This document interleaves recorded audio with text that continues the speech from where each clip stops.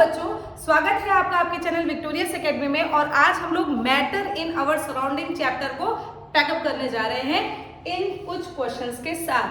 पूरा चैप्टर खत्म कर लिया है, कंक्लूजन है बच्चों। तो अब इन क्वेश्चंस को करना भी तो जरूरी है। लगभग आपको आंसर आता होगा, लेकिन अगर नहीं आता तो मेरे साथ सीखिए।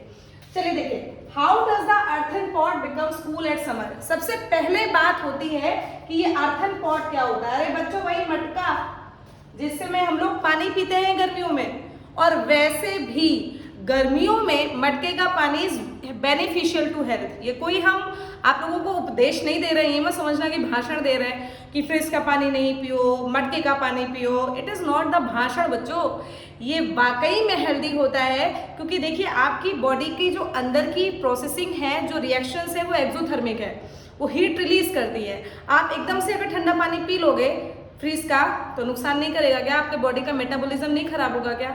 इसलिए नहीं पीना चाहिए। बाकी आपकी चॉइस है, आप उसको हैंडल कीजिए। चलिए इसको देखते हैं कि हाउ डज द, कैसे। तो बेटू जी देखो, आप लोगों को पता है ये बात कि हमारे जो मिट्टी का जो मटका होता है उसमें छोटे छोटे पोर्स होते हैं। तो सबसे पहली बात क्या समझ में आई कि earthen pot has lots of pores on it. ठीक है, इनके ऊपर बहुत सारे छोटे छोटे से पोर्स होते हैं।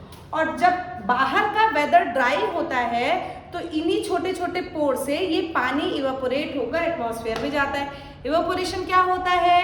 किसी भी टेम्परेचर पर, बॉइलिंग पॉइंट के नीचे किसी भी टेम्परेचर पर वाटर वेपर में बदले, तो इसको इवेपोरेशन कहते हैं। अब बाहर का मौसम गर्म है, अंदर आपने पानी भर के रखा है, छोटे छोटे पोर्स हैं, उन्हीं पोर्स के माध्यम से वो पानी बाहर निकलेगा कि नहीं? और आप लोगों को पता है बच्चों, इवेपोरेशन कॉजेस कूलिंग, इसीलिए उस मटके के अंदर का पानी ठंडा हो जाता है। तो समझ गए होंगे आंसर आप। तो इसका आंसर क्या लिखेंगे कि earthen pot has lots of pore on it, so due to dry weather water evaporates from the pores. Water evaporates from the pores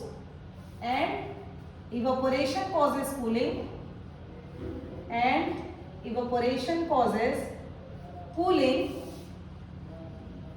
so the water of matka या the water of earthen pot becomes cool।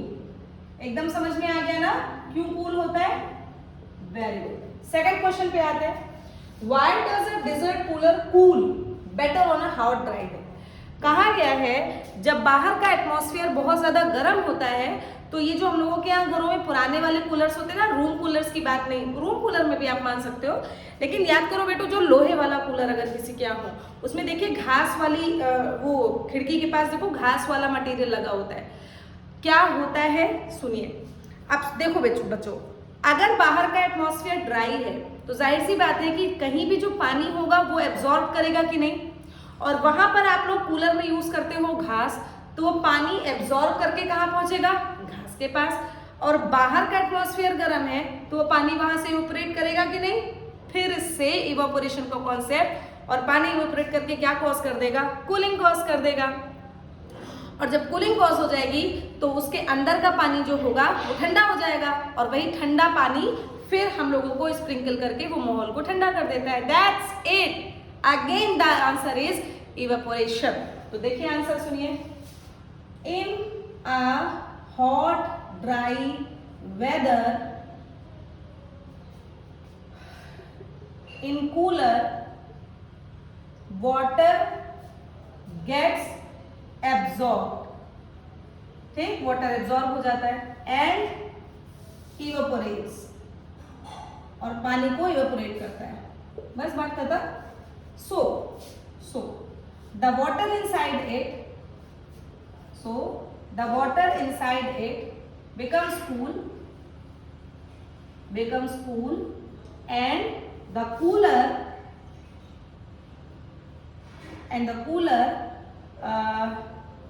sprinkle या spread लिखते हैं ना, and the cooler spread the cool air, और तब फिर ये cooler ठंडी हवा चारों तरफ फैला देती है।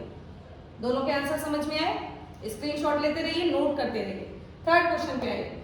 Why does our palm feel cold when we put some acetone, petrol, perfume? अब देखो पेट्रोल और परफ्यूम से तो आपको पता ही होते क्या है। एसीटोन क्या है इसकी बात और करूं बेटू। एसीटोन एक प्रकार का कंपाउंड है जिसमें कीटोन होता है। अब ये क्या होता है, मैं इतनी बातें अभी समझो ही नहीं बच्चों, बस समझ लो कि जैसे परफ्यूम एक केमिकल है, जैसे पेट्रोल एक केमिकल है, वैसे एसीटोन भी एक केमिकल है, लिक्विड केमिकल है। हाथ पर इसको लगाओगे तो ठंडा फील होगा। फिर से यार एक ही कॉन्सेप्ट में तीन क्वेश्चन आपके एनसीईआरटी में दे रखे हैं। फिर से वही बात, आपकी हथेली गर्म होती है, जब आप इन मटेरियल्स को अपनी हथेली पर रखते हो तो ये इवेपोरेट होती है, और इवेपोरेशन कॉजेज कूलिंग। लिखो क्या कि ह्यूमन पाम या आवर पाम इज हॉट। हम लोगों की बॉडी गर्म होती है ना, हम लोग वार्म ब्लडेड एनिमल होते हैं, तो हम लोगों की बॉडी थोड़ी सी गर्म क्या देखो यार, बॉडी में हमारे एक्सोथर्मिक रिएक्शंस चल रही होती है, हीट रिलीज होती है, तो हम लोगों के शरीर में थोड़ी सी गर्मी होती है। तो our palm is hot, so when we put इनका नाम लिख लेते हैं, पेट्रोल और एसीटोन और क्या है भाई परफ्यूम ऑन इट, देन फिर से क्या होगा evaporation, then it evaporates and we feel cool, और हमको थोड़ा सा ठंडक का एहसास होता है। ठीक, इस क्वेश्चन पे आइए। Why are we able to sip hot tea or milk faster from saucer rather than a cup? अब पहले तो मतलब समझो। देखो अगर आप लोगों ने सीरियल्स देखे हो, पुरानी मूवीज देखी हो, कप और प्लेट का चलता था टाइम। उस प्लेट में लोग ना के मतलब उसमें पलट के तब फिर उस प्लेट से चाय पीते थे, यही तो होता था, देखा होगा आप लोगों ने। तो बच्चों कहा गया है कि गर्म चाय या फिर दूध को सॉसर से पीना ज्यादा आसान होता है कप के कंपैरिजन में। अगर आप कंपेयर करोगे तो प्लेट में जल्दी आसानी से पी लेंगे, गर्म कम लगेगा, और कप में थोड़ा सा टाइम लगेगा, लेकिन पी लेंगे भाई। पी दोनों से लेते हैं, ये मत समझना कि पी ही नहीं पाएंगे, पी दोनों से लेते हैं, लेकिन एक से हम लोग थोड़ा जल्दी पी लेंगे, एक से थोड़ा टाइम लगेगा। इतनी बात समझ में आई कि नहीं? तो इसमें आपको एक कॉन्सेप्ट है इवेपोरेशन का, लेकिन इसकी बजाय वो वाला कॉन्सेप्ट है कि इवेपोरेशन सरफेस एरिया के ऊपर डिपेंड करती है। क्या बताया था आप लोगों को? Evaporation depends on surface area, ये बात बताई थी। तो देखो प्लेट और कप, देखो प्लेट कप बना देते हैं, ये आपकी प्लेट है भाई, थोड़ा फिगर का ध्यान देना, ये आपकी प्लेट है, ठीक, और ये आपका कप है ना, ये आपका कप है।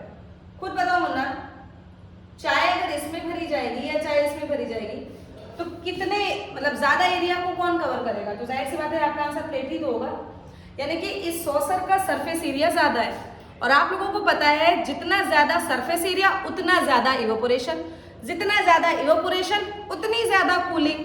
फिर से वही कॉन्सेप्ट, तो समझते हैं बेटू आपका आंसर क्या होगा, इसको हम लोग बाद में कर लेंगे। What type of cloth should be wear in summer. चलो अच्छा यहाँ देखते हैं अभी।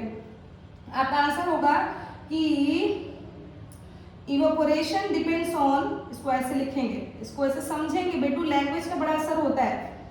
Evaporation depends on surface area. Evaporation किस पे डिपेंड करता है मुन्ना? सरफेस एरिया पे। सो एंड, ऐसे नहीं, सो नहीं, and the surface area of saucer, है ना, बताओ प्लेट का surface area of saucer is higher than cup. Cup से ज्यादा सरफेस एरिया सॉसर का होता है।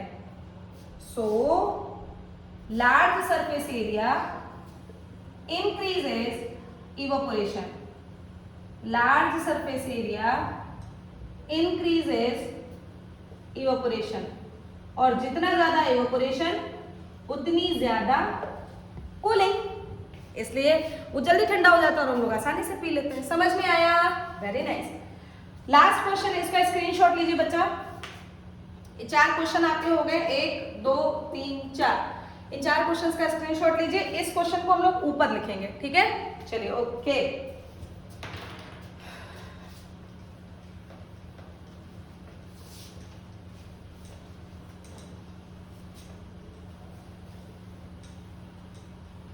चलिए देखिए, लास्ट क्वेश्चन ऊपर लिख देते हैं। क्या क्वेश्चन है? What type of clothes should we wear in summer? हम लोग गर्मियों में कौन से कपड़े पहन सकते हैं, कौन से नहीं? आंसर आपका क्या होगा भाई? सुने, गर्मियों में हम लोगों को लाइट कलर के और कॉटन के कपड़े पहनने चाहिए। लाइट कलर के क्यों? क्योंकि ये लाइट को रिफ्लेक्ट कर देता है। अगर लाइट सनलाइट हमारे ऊपर आती भी है तो वो उसको रिफ्लेक्ट बैक कर देता है। और कॉटन के क्यों? क्योंकि कॉटन के कपड़े में छोटे छोटे पोर्स होते हैं जो उन पोर्स को एब्जॉर्ब जिसके कारण वो स्वेट एब्जॉर्ब हो जाता है, और एब्जॉर्ब होकर जब हमारी बॉडी के कांटेक्ट में आता है तो हमारी बॉडी गर्म होती है, जिसके कारण इवोपोरेशन हो जाता है। फिर से इवोपोरेशन कॉजेस कूलिंग। बच्चा बार बार कह रहे हैं, एक कॉन्सेप्ट पे देखो कितनी सारी चीजें आपकी आई। तो अगर कॉन्सेप्ट क्लियर है तो कोई क्वेश्चन आपका इस चैप्टर से बचेगा नहीं। तो इसका आंसर होगा we wear light colour clothes. सबसे पहले तो लाइट कलर के पहनने चाहिए, light colour clothes, because it reflects light, क्योंकि ये लाइट को रिफ्लेक्ट कर देता है। It reflects light and it is made by cotton, because in cotton cloths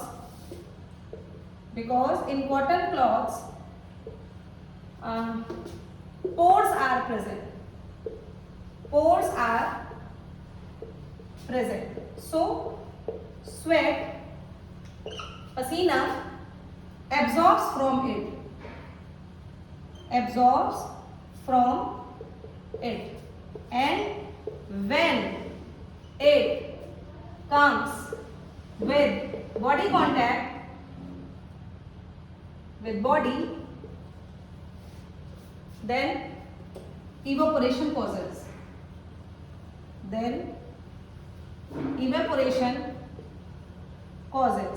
which causes cooling। हो गए आपके सारे के सारे क्वेश्चन, और इसी के साथ ही आपका पूरा का पूरा चैप्टर पैकअप हो जाता है। ठीक, अब बच्चों देखिए, कुछ बच्चे जैसे आप लोगों को पिछले साल के अगर उसमें जाते तो उसमें बहुत सारी नई चीजें थी, इस बार डिलीटेड पोर्शन आया है। तो जितना सीबीएसई एनसीईआरटी देती है मैंने उतना आप लोगों को पूरा का पूरा सिलेबस कंप्लीट करवा दिया। अगर आपको कोई क्वेरी हो, कुछ पूछना हो तो आप मुझसे कमेंट बॉक्स में डालिएगा, आपकी क्वेरी को हम दूर कर सकते हैं। लेकिन एनसीईआरटी में जितना आप लोगों को दे रखा है क्लास 9 के सीबीएसई से रिलेटेड आपका जो टॉपिक है, आपकी जो बातें हैं, आपके जो क्वेश्चंस हैं, वो आप लोगों को कंप्लीट करा दिया गया है। अच्छा, कभी अगर हम लोग एक बार सिलेबस को अगर खत्म कर देंगे तो फिर कोशिश रहेगी कि इन एनसीईआरटी के क्वेश्चंस की एक सीरीज बना दी जाए, ताकि आप लोग उन क्वेश्चंस को वहां से लेकर सॉल्व आउट कर सकते हो।